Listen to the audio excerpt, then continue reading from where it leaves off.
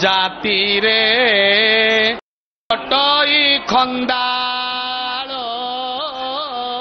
ନ ଜାଣେ ପାପ ପୁଣ୍ୟ ଫଳ ନାମତା ଦାସିଆ ବାଉରୀ ସବର ଜାତି ତୁଲେ ସରି ତାର ତ ଭକ୍ତିର ପ୍ରସଙ୍ଗରେ ଭିନ୍ନ କୁହାଯାଇଅଛି ଅର୍ଥ ଦାସିଆ ବାଉରୀ ନଡ଼ିଆ ଦେଇଥିଲା ଏ ପ୍ରସଙ୍ଗ ବ୍ୟାପକ ଭାବରେ ଆଲୋଚନା କରାଯିବ।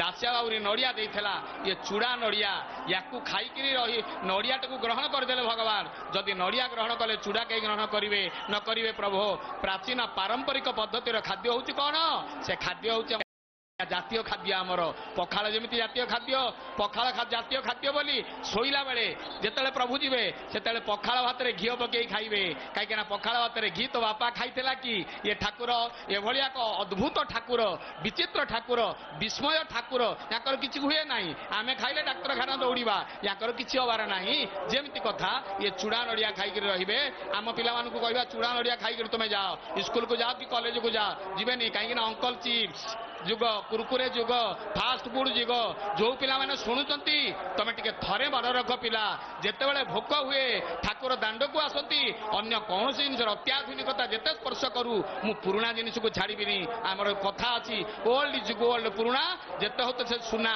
ଏ ସୁନାବେଶରେ ଗୋଲ୍ଡ ସବୁଦିନ କହିଲି କାହିଁକିନା ପୁରୁଣା ପ୍ରାଚୀନ ପରମ୍ପରାକୁ ଆମେ ଛାଡ଼ିବୁନୁ ଚୂଡ଼ା ନଡ଼ିଆ ଖାଇବେ ଚୂଡ଼ା ନଡ଼ିଆ ଖାଇଲେ ବୁଦ୍ଧି ଆସିବ ଚୂଡ଼ା ନଡ଼ିଆ ଖାଇଲେ ବିକାର ରହିବନି ପେଟର କୌଣସି ଉଦର ଜନିତ କୌଣସି ରୋଗ ରହିବ ନାହିଁ ଦାସିଆ ବାଉରୀ ନଡ଼ିଆ ଦେଲା ବ୍ରାହ୍ମଣ ଶାନ୍ତକୁ ରଥକୁ ଯାଉଛ ତମେ ମୋ ନଡ଼ିଆଟି ନେଇ ଭୋଗ କରିଦେବ ହଁ ନଡ଼ିଆ ନବ ସିନା କିନ୍ତୁ ଭୋଗ କରିବନି କହିବ କଥା କହିଲା ଭଳିଆ କାହିଁକିନା ସେ ମୁଁ ଯଦି କଥା କହିଲି ସେ ଶୁଣୁଛି ସେ କାହିଁ ତା କଥା ମୁଁ ଯଦି ଶୁଣୁଛି ତା କଥା ସେ କାହିଁ ତାହେଲେ ମୋ କଥା ନ ଶୁଣିବ ଏବେ ଭକ୍ତ କଥା ଭଗବାନ ଶୁଣିବେ ଭଗବାନ କଥା ଭକ୍ତ ଶୁଣିବେ ଏବେ ଆପଣମାନଙ୍କୁ କଥା ଶୁଣେଇବେ ବଡ଼ ଭାଇନା ରଜତକର ଆମେ କୂଅ ପାଖରେ ରହିଯାଇଛେ ଇଏ କହୁଛି ସଂସାର କୂଅ ସମସ୍ତେ ଆମେ କୂଅରେ ପଡ଼ିଛେ ଗରା ପଡ଼ିଲା ଭଳିଆ କେମିତି ପଡ଼ିଛେ ସଂସାର ଶଙ୍କରାଚାର୍ଯ୍ୟ କହିଲେ ପ୍ରଭୁ କୂଅରେ ପଡ଼ିଛି ଟିକେ ହାତ ଉଠେଇ ଦିଅ ନୃସିଂହ କହୁଥିଲେ ବଡ଼ ଭାଇନା ରଜତକର ମହୋଦୟ ଏ ନୃସିଂହ ରୂପ ଦେଖାଯାଉଅଛନ୍ତି ସେ ନୃସିଂହ ଲକ୍ଷ୍ମୀ ନୃସିଂହକୁ ଡାକିଦେଲେ ସଙ୍କଟ ମୋଚନ ଲକ୍ଷ୍ମୀ ନୃସିଂହ ସ୍ତୋତ୍ର ବିପଦରେ ପଡ଼ିଛନ୍ତି ଆପଣ ଏ ସ୍ତୋତ୍ର ପାଠ କରନ୍ତୁ ଶଙ୍କରାଚାର୍ଯ୍ୟ କୃତ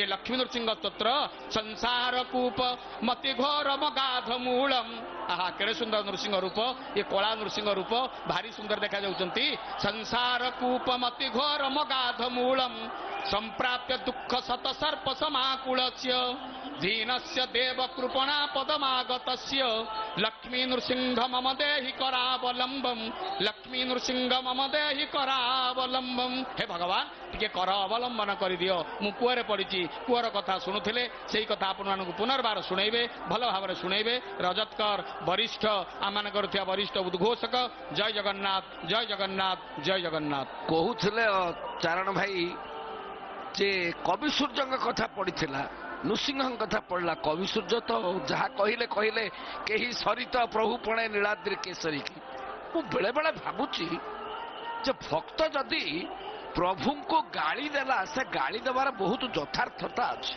କବି ସୂର୍ଯ୍ୟ ଯୋଉ କହିଲେ ଜଳଧି ଅନ୍ତେ ନିଜ ଘର ଦେବା ଧୀରାଜ ବୁଡ଼ାଇ ଦେଇଛ ଆପଣ ଏତେ ଯୋଉ ଭକ୍ତ ଅଛନ୍ତି ତାଙ୍କ ଭିତରେ ଅଭିମାନର ଯୋଉ ଝଲକ ସେ କ'ଣ ଫୁଟି ଉଠିବ ନାହିଁ ଯଦୁମଣି କବିର ଲେଖନୀରେ ସିଏ କ'ଣ ପ୍ରକାଶିତ ହେବ ନାହିଁ କବି ସୂର୍ଯ୍ୟଙ୍କର ଗୀତରେ ସିଏ କ'ଣ କାଲିର ବୈଷ୍ଣବ ପାଣି କଥାରେ ପ୍ରଭୁ କେ ଛାଡ଼ ମାଡ଼ ଖିଆ ବୁଦ୍ଧି ପ୍ରଭୁ ଆଉ କ'ଣ ତୁମେ ଆମକୁ ବାଡ଼ଉଛ ଭକ୍ତ ମଧ୍ୟ ଭାବି କହୁଛି ନା ପ୍ରଭୁ ମୁଁ ଆଉ ଜପ କରିବି ନାହିଁ ଜଳଧି ଅନ୍ତେ ନିଜ ଏ ପ୍ରଭୁ ଡକା ହେଲା ଏଇ ତ କୃଷ୍ଣ ହେଇକି ଆସିଥିଲେ ଏବଂ କୃଷ୍ଣ ହେଇକି ରହିଲେ ଏଇଠି ଗୋଟେ ବଡ଼ ଆଶ୍ଚର୍ଯ୍ୟ କଥା କେହି କେବେ ଜଗନ୍ନାଥଙ୍କୁ ରାମ ବୋଲି କହୁନାହିଁ ରାମ ହେଇଥିଲେ ରାମ ତାଙ୍କର ଅବତାର ରଘୁନାଥ ବେଶ ହେବେ କିନ୍ତୁ ଯେତେ ପୁରାଣ ମୁଁ ଦେଖିଲି ସ୍କନ୍ଦ ପୁରାଣ ବ୍ରହ୍ମ ପୁରାଣ ନାରଦ ପୁରାଣ ଏବଂ ଯେତେ ଶିଳାଲିପି ରଜାମାନେ ଲେଖେଇଲେ ସମସ୍ତେ ସେଇ ଦ୍ୱାପର ଯୁଗର କୃଷ୍ଣ ରାମ କଥା କହିଲେ। ବଳରାମ ସେଇ ବଳଭଦ୍ର, ସେଇ ବଳରାମ, ଇଏ ସେଇ କୃଷ୍ଣ।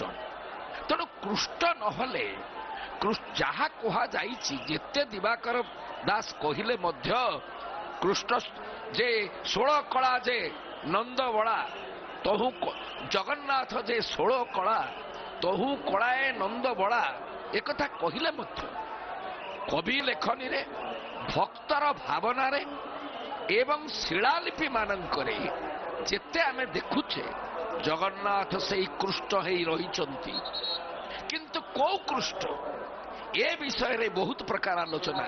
ତେଣୁ ମତେ ଭଲ ଲାଗେ ନା, ବହୁ ଲୋକଙ୍କୁ ଭଲ ଲାଗେ ନା ଯେ ଏଇ ପ୍ରଭୁ ହଉଛି ଏଇଭଳିଆ ପ୍ରଭୁ ଯେ କି କାହିଁ ଗଲେ ମୁରଲି ଫୁଙ୍କା ଯୁବତୀ ରସିଆ କାମିନୀ ରଙ୍କା। ଗୋପମାନେ କହିଲେ, ଗୋପ ବାଳକ କହିଲେ, କିନ୍ତୁ ତାର ଅର୍ଥ କିଏ କହୁଛି? ଗୋପୀ କହୁଛି। ଗୋପୀ ପରିହାସରେ କହୁଛି, ସାଙ୍ଗ ସାଙ୍ଗକୁ କହୁଛି। ଗୋପୀ ହଉଛି ମିତ୍ର। ଲଳିତାର ଅଧିକାର ଅଛି ଜଗନ୍ନାଥଙ୍କୁ ଗାଳି ଦବାର, ଲଳିତାର ଅଧିକାର ଅଛି ଜଗନ୍ନାଥଙ୍କ ସହିତ ପରିହାସ କରିବାକୁ। କାଲି ଯା ଦୂରରୁ ଦେଖି କଳନା କଲା ମୋ ଆଖି। କବି ସୂର୍ଯ୍ୟ ଏବଂ ଦୀନକୃଷ୍ଣ, କେତେ ଦୀନକୃଷ୍ଣ ଗୀତ ତ ଆମେ 3-4 ଜଣ ମିଶିକିରି, ମୁଁ ପ୍ରଥମେ ଦୀନକୃଷ୍ଣ ଆରମ୍ଭ କଲି। ଦୀନକୃଷ୍ଣଙ୍କର, କାହିଁକିନା ଦୀନକୃଷ୍ଣ ଦାସ, ଦୀନ ଭାବରେ ସେଇ କୃଷ୍ଣ ଦାସ ଜଗନ୍ନାଥଙ୍କୁ ଦେଖିଛନ୍ତି। ଜଗନ୍ନାଥଙ୍କୁ ଦେଖି ଆଖିରୁ ଧାର ଧାର ଲୁହ ବହି ଯାଇଛି। ତେଣୁ କେତେ, ତେଣୁ ତାଙ୍କ ଆଖିରୁ ସେଇ ଲୁହ ବହିଲା ବେଳେ ଗଳିତ କୁଷ୍ଠ ମଧ୍ୟ ଧୋଇ ହେଇ ଚାଲି ଯାଇଛି। କିନ୍ତୁ ତାଙ୍କର ଅଭିମାନ ରହିଛି। ମୁଁ ଗୋଟିଏ କଥା ଏଇଠି, ସେ ବିଜୟିନୀ ଏଇଠି ଆମ ପାଖରେ ନାହାନ୍ତି, ଯାଇଛନ୍ତି। ସେଇ ବିଜୟିନୀ କହିବାର ମୁଁ ଗୋଟିଏ କଥା ଧଇଲି। ସେ କହିଲେ ଆଜି ଏଇ ଯୋଉ ସୁନାବେଶକୁ ଆସିଛନ୍ତି, ଏତେ ଲୋକ ଆସିଛନ୍ତି ବେଶୀ ଯେ ସୁନାବେଶକୁ ଦେଖିଲେ ଏଇ ସୁନାବେଶରେ ପ୍ରଭୁ ବହୁତ ଆଶୀର୍ବାଦ କରିବେ ବୋଲି ବେଶୀ ଲୋକ ଆସିଛନ୍ତି। ଏ ମୁଣ୍ଡକୁ ମୋର ଢୁକିଲା, ସୁନାବେଶକୁ ଦେଖିବା ପାଇଁ ଲୋକ ବେଶୀ ଆସୁଛନ୍ତି କାହିଁକି ନା ଆଜି ଯୋଉ ପ୍ରଭୁ ସୁନାବେଶ ହେଇଛନ୍ତି, ଆଜି ଯିଏ ଦେଖିବେ ପ୍ରଭୁ ତାକୁ ଧର୍ମ ଅର୍ଥ କାମ ମୋକ୍ଷ ଦେଇଦେବେ। এইটা ବି ଗୋଟାଏ ନିଶ୍ଚିନ୍ତ ଗୋଟେ ଧାରଣା ଯଦି ନ ହେଇଥାନ୍ତା, ଅନ୍ୟ ବେଶରେ ଏତେ ଭିଡ଼ ନାହିଁ।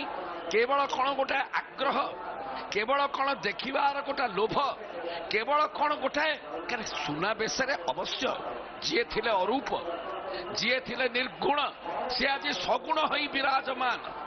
ଯାହାଙ୍କର କିଛି ନଥିଲା, କର ପଲ୍ଲବ ନଥିଲା, ଯାହାଙ୍କର ଅଙ୍ଗୁଷ୍ଠି ନଥିଲା, ଯାହାଙ୍କର ପଦ ନଥିଲା, ସେ ଆଜି ବିଚିତ୍ର ପୟର ଧରି ଏବଂ ଅଳଙ୍କାର ମଣ୍ଡଳୀ ହେଇ। ତେବେ ମନରେ ଆସୁଛି ଅଳଙ୍କାର ପ୍ରିୟ ବିଷ୍ଣୁ।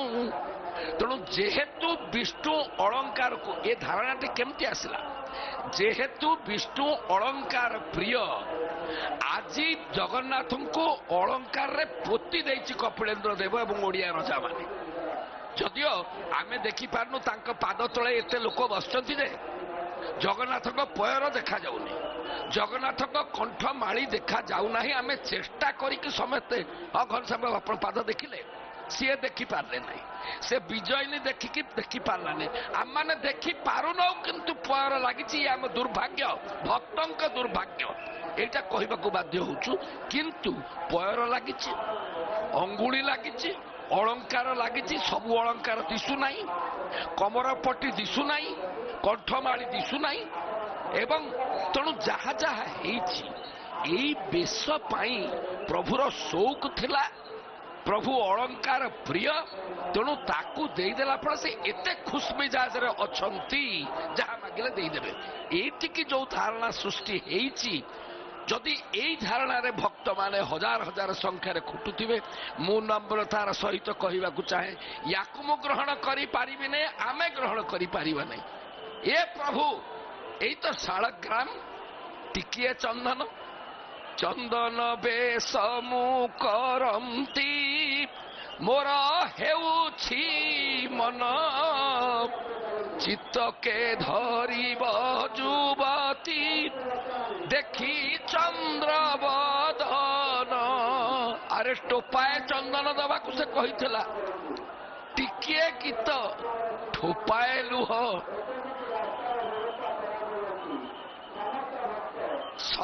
ଲକ୍ଷେ ଜଳ ଧୀର ଜଳରେ ନ ତିନ୍ତେ, ଯାର ମହାକଳେ ବାର, ଗୋଟାଏ ଭକ୍ତର ଟୋପାଏ ଲୁହରେ ହୁଏ ଓଦା ସରସର।